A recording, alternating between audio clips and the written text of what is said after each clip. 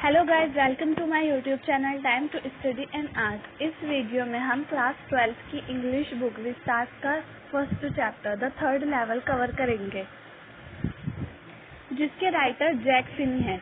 तो ये शुरू में स्टोरी के बारे में थोड़ा सा दे रखा है। It is an interesting story that is set after the world war. This story talks about the fragments of imaginations that can be used to escape from reality. It takes readers back in the time of joy and peace. The story weaves together psychological journey of the narrator into the past and present. तो ये जो story है वो काफ़ी interesting story और world war के time की story है ये, और इसमें सिर्फ इमेजिनेशन है। जो इसका नरेटर है उसकी इमेजिनेशंस दिखाई गई है, उसकी इमेजिनेशंस के बारे में बताया गया, और वो जो इसका नरेटर है वो रियलिटी से भागना चाहता है, स्कैप करना चाहता है। और ये जो स्टोरी है इसमें मतलब रियल नहीं है ये स्टोरी, ये सिर्फ रीडर्स को जॉयफुल करने के लिए, पीसफुल करने के लिए बनाई गई है, लिखी गई है। और इस स्टोरी में जो नरेटर है उसकी साइकोलॉजिकल जर्नी के बारे में बताया गया है, जिसमें उसका पास्ट और प्रेजेंट दोनों की, मतलब प्रेजेंट लाइफ और पास्ट लाइफ दोनों के बारे में उसका बताया गया है। पास्ट में उसकी जो ग्रैंडफादर है उनकी स्टोरी बताई गई है, और प्रेजेंट में वो खुश नहीं होता है, उसके बारे में ही बताया गया है प्रेजेंट का। अब इसकी समरी देख लेते हैं। समरी, फर्स्ट पॉइंट है, Charlie was 31 years old, protagonist and also the narrator of the story. Protagonist का मतलब होता है जो मेन कैरेक्टर होता है, मेन कैरेक्टर, उसको ही प्रोटेगोनिस्ट बोलते हैं। तो चार्ली 31 years old और ये जो स्टोरी है इसका प्रोटेगोनिस्ट है। He met with his psychiatrist friend Sam. उसका फ्रेंड होता है, एक साइकेट्रिस्ट होता है जिसका नाम होता है Sam. Since he was in dilemma, he felt sure that he had been on the third level of Grand Central Station, which anyone knows has only 2 levels. तो वो होता है चार्ली, वो काफ़ी परेशानी में होता है, एक डिलेमा में होता है। उसको लगता है कि डिलेमा का मतलब परेशानी होता है, और वो सोचता है कि ग्रैंड सेंट्रल स्टेशन पर एक थर्ड लेवल बना हुआ है, जबकि वहाँ पर थर्ड लेवल नहीं होते, वहाँ पे सिर्फ 2 लेवल्स होते हैं, ओनली 2 लेवल्स होते हैं। सब लोगों को 2 लेवल्स के बारे में ही पता होता है, किसी को नहीं पता होता थर्ड लेवल के बारे में, और ना ही वहाँ पर होते हैं, क्योंकि वो रियल में नहीं होता। क्योंकि वो जो चार्ली होता है वो सिर्फ सोचता है कि यहाँ पर ग्रैंड सेंट्रल के स्टेशन पर थर्ड लेवल भी बना हुआ होगा। अब इसका थर्ड पॉइंट है, even the president of railroads swear on a stack of timetables that there were only 2 levels, first for the trains of 20th century and second for the suburban trains. तो rail road के जो president होते हैं वो भी कहते हैं कि यहाँ पर सिर्फ 2 लेवल्स है। फर्स्ट जो है वो 20th सेंचुरी का है, 20th century trains of 20th century, 20th century की जो ट्रेन थी उनका है, और दूसरा सबर्बन ट्रेन है सेकंड वाला, और थर्ड लेवल यहाँ पर है ही नहीं, ओनली 2 लेवल्स है यहाँ पर। वहाँ के रेल रोड्स के जो प्रेसिडेंट होते हैं वो भी बताते हैं इस बारे में। The psychiatrist says that Charlie was unhappy. The modern world so full of insecurity, fear, war and worry oppressed him and he just wanted to escape. तो जो साइकेट्रिस्ट होते हैं वो कहते हैं कि जो चार्ली है वो अनहैप्पी है, वो खुश नहीं है मॉडर्न वर्ल्ड से। क्यों खुश नहीं है? क्योंकि मॉडर्न वर्ल्ड में इनसिक्योरिटी है, फेयर है, वॉर है, वरी है। वॉर जो होती है ना उसकी वजह से वो बहुत ज़्यादा परेशान हो जाता है, उसकी लाइफ डिस्टर्ब हो जाती है और उसको इनसिक्योर फील होने लगता है। तो इसीलिए वो कहते हैं कि जो चार्ली है वो अनहैप्पी है मॉडर्न वर्ल्ड से, क्योंकि मॉडर्न वर्ल्ड में वॉर हो रही है, इनसिक्योरिटी है, फेयर है, वॉर है और वरी यही सब है वहाँ पर, इसलिए वो वहाँ से भागना चाहता है। Oppressed him and he just wanted to escape, वो वहाँ से भागना चाहता था। The psychiatrist stand his friend said that his stamp collection was an indication to his desire to seek a temporary refuge from reality, as was his stamp collection of first day cover. तो Charlie का psychiatrist friend और उसके बाकी friends कहते हैं कि ये सब मतलब स्टैम्प कलेक्शन तुम करते हो, इसी की वजह से ये तुम रियलिटी से भागना चाहते हो, इसीलिए तुम स्टैम्प कलेक्शन करते हो। और ये एक इंडिकेशन है, इंडिकेट करता है कि तुम रियलिटी से भागना चाहते हो, तुम टेम्परेरी रिफ्यूज चाहते हो। Charlie argued that his grandfather lived in nice and peaceful time, and he was the one who started the stamp collection. He added that the President Roosevelt was also collect stamps. तो Charlie उनसे argue करता है कि नहीं, मेरे जो grandfather थे वो काफ़ी नाइस एंड पीसफुल टाइम में रहते थे और उन्होंने ही स्टैम्प कलेक्शन स्टार्ट किया था। वो ही थे एक इंसान जिन्होंने स्टैम्प कलेक्शन स्टार्ट किया था। और वो बताते हैं कि जो प्रेसिडेंट है रूजवेल्ट, उस समय के वहाँ के जो प्रेसिडेंट थे वो रूजवेल्ट थे। एक मिनट, सॉरी, उस समय के वहाँ के प्रेसिडेंट रूजवेल्ट थे। तो वो कहता है कि जो प्रेसिडेंट रूजवेल्ट है वो भी स्टैम्प कलेक्शन करते हैं, स्टैम्प कलेक्ट करते हैं। Charlie had went to the Grand Central Station hundreds of times. However, at times he was always lost in a new corridors and tunnels. Once he entered a tunnel and reached in the lobby of a hotel. Another time he reached in an office building. Charlie जो होता है वो बार बार grand central station पर 100 times चला जाता है। वो बार बार जाकर देखता है कि क्या वहाँ पर थर्ड लेवल है नहीं है, बार बार जाकर देखता है वो वहाँ पर। और वहाँ पर वो हमेशा खो जाता है कॉरिडोर्स और टनल्स में। एक दिन वो एक टनल में एंटर करता है तो वो वहाँ से निकलता लॉबी तक पहुँच जाता है। वो भी होटल की लॉबी होती है, होटल की लॉबी में चला जाता है। फिर वो वहाँ से वापस अपने ऑफिस चला जाता है। He began to suspect that the Grand Central Station was like a huge tree. It used to push out the new corridors and tunnels like roots of a tree. तो वो सोचता है, वो अपनी कहानी शुरू करता है, सोचता है वो कि जो ग्रैंड सेंट्रल स्टेशन है वो एक ह्यूज ट्री के नीचे है, एक ह्यूज ट्री के नीचे बना हुआ है ग्रैंड सेंट्रल स्टेशन, जहाँ पर न्यू कॉरिडोर्स हैं, न्यू टनल्स हैं। और वो जो न्यू कॉरिडोर्स और टनल्स हैं वो ट्री की रूट्स में हैं, जो ट्री है उसकी रूट्स में न्यू कॉरिडोर्स और टनल्स बनी हुई हैं। One day Charlie had been late to his office and wanted to reach home early, so he went to the Grand Central Station to catch the suburban train. He was lost in new corridor. He thought it was second level, but he had reached the third level. अब क्या होता है, एक दिन Charlie जा रहा होता है, उसको अपने ऑफिस में काफ़ी देर हो जाती है, तो वो अपने घर पर जल्दी पहुंचना चाहता था। तो वो जल्दी से जाता है सबर्बन ट्रेन पकड़ने के लिए, ग्रैंड सेंट्रल स्टेशन पर जाता है। तो क्या होता है कि वो वहाँ पर ग्रैंड सेंट्रल स्टेशन में खो जाता है कॉरिडोर में।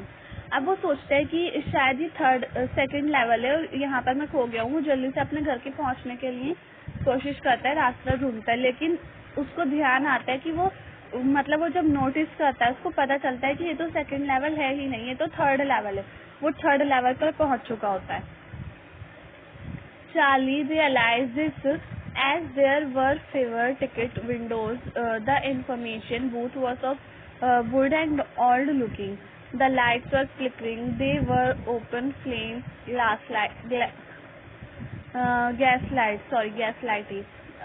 There were brass spittoons on the floor.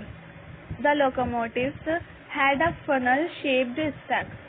तो वो रियलाइज करता है कि वहाँ पर जो टिकट विंडो है वो काफ़ी पुराने तरीके की बनी हुई है, वहाँ पर जो इन्फॉर्मेशन है वो भी पुराने तरीके की है, और वहाँ पर जो लकड़ी की बनी हुई है वो सब ओल्ड लग रहा था, उसको काफ़ी पुराना लग रहा था। और जो वहाँ पे जो लाइट्स होती है, गैस लाइट्स होती है, वो फ्लिकरिंग कर रहे थे, बार बार फ्लिकरिंग का जल बुझ होना, बार बार जल रही होती है और फिर बंद हो रही होती है, तो इसको फ्लिकरिंग बोलते हैं। फ्लिकरिंग हो रहा होता है वहाँ पर। उसको वहाँ पर स्पिटन्स मिलते हैं, उस फ्लोर पर स्पिटन्स देखने को मिलते हैं। He noticed that there were men with derby hat and gold pocket watches. He saw men with beards sideburns and mustaches. Women with skirts, high buttoned shoes and legs of mutton sleeves. तो वहाँ पर वो notice करता है जो वहाँ के man है तो वो वहाँ पर क्या पहने होते हैं, हैट पहने होते हैं. उनकी जो पॉकेट्स होती है वो गोल्ड वॉचेस से भरी हुई होती हैं. ही सो मैन विथ, वहाँ के जो ओल्ड मैन होते हैं या फिर ज़्यादातर मैन होते हैं वो बेयर्ड्स का मतलब होता है जो उसको बोलते हैं दाढ़ी को. तो दाढ़ी होती है वहाँ पर. साइड बन्स मतलब हेड वगैरह साइड बन्स लगाते हैं वो, और मॉस्टेच उनकी मूछ होती है. ऐसे इस तरह के आदमी वहाँ पर उसे देखने को मिलते हैं. और वहाँ की जो वुमेन्स होती हैं वो स्कर्ट्स पहनी होती हैं, हाई बटन शूज पहनी होती हैं, और जो उनके जो लेग्स होते हैं वो मटन स्लीव जैसे होते हैं.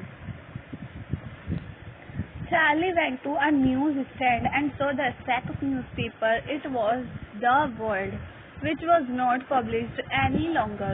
The lead story was about President Cleveland. Later, he discovered the public library files that it was printed on 11 June 1894. अब जो चार्ली होता है उसको सब स्ट्रेंज लगता है देखने में, तो वो जाता है न्यूज़ स्टैंड की तरफ. वो सोचता है कि मैं वहाँ जाऊँगा तो वहाँ मुझे कुछ ज़रूर पता चलेगा. न्यूज़ स्टैंड की तरफ जाता है और वहाँ पर वो एक न्यूज़ पेपर देखता है, उठाता है उसे देखता है. तो वो जो न्यूज़ पेपर होता है उसका नाम होता है द वर्ल्ड. उस न्यूज़ पेपर का नाम द वर्ल्ड होता है, जो काफ़ी टाइम से पब्लिश नहीं हुआ होता है. बहुत टाइम हो गया होता है उसे पब्लिश हुए उस न्यूज़पेपर को, द वर्ल्ड को. और उसमें जो लीड स्टोरी होती है, न्यूज़पेपर की जो लीड स्टोरी होती है वो प्रेसिडेंट क्लीवलैंड की होती है, जो उस टाइम पे थे ही नहीं प्रेसिडेंट क्लीवलैंड. वो काफ़ी साल पुराने थे, काफ़ी टाइम पुराने थे प्रेसिडेंट क्लीवलैंड. फिर वो पब्लिक लाइब्रेरी जाता है. वो कहता है कि उसको कुछ समझ नहीं आता, तो फिर वो सोचता है मैं लाइब्रेरी जाकर देखता हूँ. लाइब्रेरी जाकर वो उस न्यूज़पेपर के बारे में पता लगाता है, तो उसको पता चलता है कि वो न्यूज़पेपर प्रिंट किया गया था 11 जून 1894 को. वो काफ़ी पुराना न्यूज़पेपर था, जबकि ये बातें वर्ल्ड वॉर के टाइम की. और वैसे इसमें लिखा नहीं है फर्स्ट वर्ल्ड वॉर है सेकेंड वर्ल्ड वॉर है, लेकिन ये फर्स्ट वर्ल्ड वॉर के टाइम की होगी क्योंकि सिर्फ वर्ल्ड वॉर लिखा है. तो फर्स्ट वर्ल्ड वॉर हुई थी 1914 में. और ये स्टोरी बताई, मतलब जो उसने देखा वो 1894 के बारे में लिखा हुआ था. उसने 19th सेंचुरी के बारे में देखा. अभी Charlie described the Galesburg, Illinois, 1894 as the wonderful town with a leisurely way of life, with big old frame houses, huge lawns, tremendous trees, and peaceful and tranquil world. The First World War was 20 years away, and the Second World War was 40 years into the future. अब Charlie जो होता है वो एक सोचता है अपने mind में कि जो गैलेसबर्ग होगा, वो डिस्क्राइब करता है गैलेसबर्ग को कि गैलेसबर्ग और इलिनॉइस 1894 में काफ़ी वंडरफुल टाउन की तरह होगा. वहाँ पर काफ़ी अच्छे तरीके की लोग लाइफ जी रहे होंगे, लीजरली लाइफ जी रहे होंगे, और बिग ओल्ड फ्रेम के हाउसेस होंगे वहाँ पर, काफ़ी ह्यूज लॉन्स और काफ़ी अच्छे तरीके के शानदार ट्रीज होंगे. ट्रीमेंडस का मतलब होता है शानदार. और वो काफ़ी पीसफुल एंड ट्रैंक्विल वर्ल्ड होगा. वहाँ पर कोई भी वॉर नहीं हो रही होगी, कुछ भी इनसिक्योरिटी नहीं होगी, फेयर नहीं होगा, कुछ नहीं होगा, बरी नहीं होगी, बस पीसफुल वर्ल्ड होगा वो. और ये किस टाइम की बात बता रहा है चार्ली? ये बता रहा है कि जो टाइम था 1894 का, वो कह रहा है कि गैलेसबर्ग इस टाइम की बात बता रहा है वो कि जो फर्स्ट वर्ल्ड वॉर है वो इससे 20 इयर्स पहले, मतलब 20 इयर्स बाद होगा, और जो सेकेंड वर्ल्ड वॉर है वो 40 इयर्स बाद होगा, फ्यूचर में होगा. मतलब वो पहले की बात बता रहे हैं तो फ्यूचर के बारे में बता रहे हैं कि जो फर्स्ट वर्ल्ड वॉर है वो इस टाइम के 20 इयर्स बाद होगा और सेकेंड वर्ल्ड वॉर 40 इयर्स बाद होगा. Charlie wanted to buy 2 tickets to Galesburg for him and Louisa. Louisa Charlie की वाइफ होती, तो वो सोचता है कि वो 2 टिकट्स खरीदना चाहता था गैलेसबर्ग से. But when he offered, therefore his money was different looking. जो उसकी मनी होती है वो अलग तरह की होती है. उस टाइम के अकॉर्डिंग उसकी मनी अलग तरह की होती है, क्योंकि वो पहले का होता पहले की मतलब पहले के बारे में, अपने ग्रैंडफादर की टाइम के बारे में सोच रहा होता है वो, और अभी के जो वर्ल्ड वॉर के टाइम की मनी थी वो अलग थी। वो पहले थर्ड लेवल में चला जाता था ना, तो इस वजह से वहाँ की मनी अलग होती है। The clerk thought the money was fake, he threatened to Charlie get arrested, Charlie rushed back escape. तो क्लर्क जो होता है वो सोचता है कि जो चार्ली है ये मुझे बेवकूफ़ बना रहा है, मुझे गलत मनी, नकली मनी दे रहा है, और इसलिए वो उसको चार्ली को अरेस्ट करवाता है। लेकिन चार्ली इतने में वहाँ पे भीड़ में भाग जाता है वहाँ से। One night, while confusing with his stamp collection, Charlie found the first day cover that should not have been there. The envelope bore an old stamp. तो चार्ली एक दिन बहुत ज़्यादा परेशान होता है, कंफ्यूज होता है, तो वो स्टैम्प कलेक्शन, उसको एक स्टैम्प कलेक्शन मिलता है, वो स्टैम्प कलेक्शन का फर्स्ट डे कवर होता है, मतलब फर्स्ट डे जो उसने स्टैम्प कलेक्ट किया था उसके कवर होता है वो। The envelope bore an old, वो काफ़ी ओल्ड स्टैम्प्स दिख रहे होते हैं, उसका जो एनवेलप होता है काफ़ी ओल्ड होता है। It has been mailed to his grandfather at his house in Galesburg in 18 July 1894। तो ये उस टाइम का उसको लगता है कि जब उसके ग्रैंडफादर 18 जुलाई 1894 में थे, तो वो सोचता है कि ये उनका होगा और उस टाइम का होगा। However, it contained a letter for Charlie from Sam instead of blank paper. Sam said that he had been reached at the third level, that he had been already there for the last 2 weeks.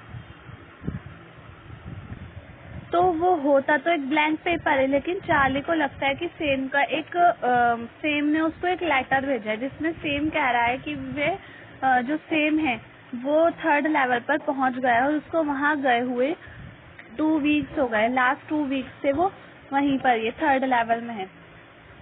असल में वो एक blank paper होता है, लेकिन वो illusions में जी रहा होता है, उसकी इमेजिनेशन होती है चार्ली की, तो उसको लगता है वो पेपर तो खाली होता है, ब्लैंक पेपर होता है, लेकिन उसको लगता है कि ये सेम ने मुझे लेटर भेजा, वो अपने पास से स्टोरी बना लेता है। He urged Charlie and Louisa to go back to the third level and keep looking for it till they found. Their life was peaceful and tranquil.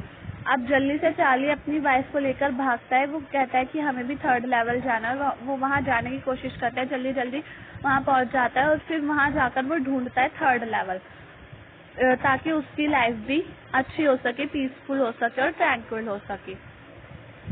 लेकिन असल में वहाँ ऐसा कुछ होता ही नहीं है, वो सिर्फ उसकी एक इमेजिनेशन होती है। तो ये स्टोरी इमेजिनेशन पर बेस्ड स्टोरी है, और सबसे बड़ी बात इमेजिनेशन है, और इसमें जो इसके रीडर्स हैं उनको जॉयफुल और पीसफुल करने के लिए स्टोरी बनाई गई है। और इसमें वर्ल्ड वॉर की सिचुएशंस के बारे में बताया गया है हमें कि उस समय वहाँ के लोगों की, उस समय वर्ल्ड वॉर के टाइम पे जो लोग थे उनकी सिचुएशंस क्या थी, वो लोग कैसे थे, वो कितना डिस्टर्ब थे। तो बस यही बताया गया है इस स्टोरी में। अब हम देख लेते हैं इसके इम्पोर्टेंट क्वेश्चन। तो इसका फर्स्ट इम्पोर्टेंट क्वेश्चन है, what do not about the first day cover. वही जो मैंने अभी बताया कि उसने फर्स्ट डे कवर में क्या देखा, क्या मिला, क्या था उसमें फर्स्ट डे कवर में। 2 और 3 मार्क्स का क्वेश्चन है ये। अब इसका सेकंड क्वेश्चन है, what do you infer from Sam's letters to Charlie. वही जो भी मैंने लेटर के बारे में बताया, उसको सैम्स के लेटर में चार्ली को क्या मिला, क्या देखा उसने, 3 मार्क्स का क्वेश्चन है। इसी के एक और में क्वेश्चन है, सेम यही क्वेश्चन है, what roles does Sam's letter playing the story. तो सैम के लेटर की क्या स्टोरी, मतलब सैम के लेटर ने क्या स्टोरी प्ले की उस रोल में। अब इसका थर्ड, आप लोग इसी में से ही लिख सकते हैं क्वेश्चन, क्योंकि बहुत इजी क्वेश्चन है, बहुत इजी लैंग्वेज में, और जो नोट्स हैं वो भी बहुत इजी लैंग्वेज में, क्योंकि ये मैंने खुद से बनाया। मैंने पहले वाली वीडियो में भी बताया था कि आपको कहीं से भी नहीं मिलेंगे नोट्स, क्वेश्चंस तो मिल जाएंगे लेकिन नोट्स कहीं से भी नहीं मिलेंगे, क्वेश्चंस के आंसर्स भी मिल जाएंगे, और क्वेश्चंस के आंसर आपको इन नोट्स में से भी मिल जाएंगे, बहुत आसानी से मिल जाएंगे। अगर आप एक बार भी पढ़ेंगे तो आपको मिल जाएंगे। Question number 3, what do you learn about Galesburg Illinois during 1894। वही वाला क्वेश्चन जो मैंने अभी बताया था। हाँ ये रहा, यहाँ से है ये। यहाँ से ही पूरा पॉइंट है। इलिनॉइस, गैलिसबर्ग के इलिनॉइस 1894 के बारे में बताना है। तो यही है वो क्वेश्चन। कौन सा था? हाँ, ये थर्ड क्वेश्चन था। अब फोर्थ क्वेश्चन है, give a brief description of the third level. तो जो थर्ड लेवल है उसके बारे में पूरा अच्छे से बताना है, ब्रीफ डिस्क्रिप्शन देनी है कि वो कैसा है, थर्ड लेवल में क्या क्या है, उसने क्या क्या देखा था चार्ली ने, वो सब इसमें बताना है। और ये 5 मार्क्स का क्वेश्चन है, जरूर आता है। What does the third level refer to? तो थर्ड लेवल क्या रेफर करता है, वही उसके बारे में बताना है। थर्ड लेवल कैसा था, क्या था वहाँ पर, ये सब बताना है। अब fifth question, do you think that the third level was medium of escape for Charlie, why? मतलब जो थर्ड लेवल ऐसी कौन सी जगह है जहाँ पर चार्ली भागना चाहता था और क्यों भागना चाहता था। चार्ली अपने तरीके से बताना है कि हम क्या सोचते हैं, क्या चार्ली को वहाँ पर भागना चाहिए था या नहीं, और अगर हाँ तो क्यों। अब इसी का सेम क्वेश्चन ये है, the story reveals refuge for reality, sorry यहाँ पर ये फॉर की जगह फ्रो हो गया है, फॉर है ये, for reality to illusion. Do you think it is obvious to step from reality of life. तो वही है जो मैंने ऊपर वाले क्वेश्चन में बताया। अब इसका सिक्स्थ क्वेश्चन है, modern world is full of insecurity, fear, worry and stress. What are the always to overcome of these changes in your opinion. तो इसमें बताया गया है जो मॉडर्न वर्ल्ड है वो पूरी तरह से insecurity, feel, stress, worry, fair, sorry feel बोल दिया मैंने, फेयर है, फेयर से भरा हुआ है। तो इसके बारे में बताना है कि क्या क्या चेंजेस हैं और आपके ओपिनियन से क्या क्या चेंजेस किए जा सकते हैं ये जो मॉडर्न वर्ल्ड है इसको सही करने के लिए। सो गाइज, आज की वीडियो में सिर्फ इतना है। अगर आपको मेरी वीडियो पसंद आया हो तो प्लीज़ मेरे चैनल को सब्सक्राइब कीजिए, वीडियो को लाइक कीजिए और प्लीज़ वीडियो को शेयर भी कीजिए। कमेंट बॉक्स में लिखिए आपको मेरी वीडियो कैसी लगी। Thank you.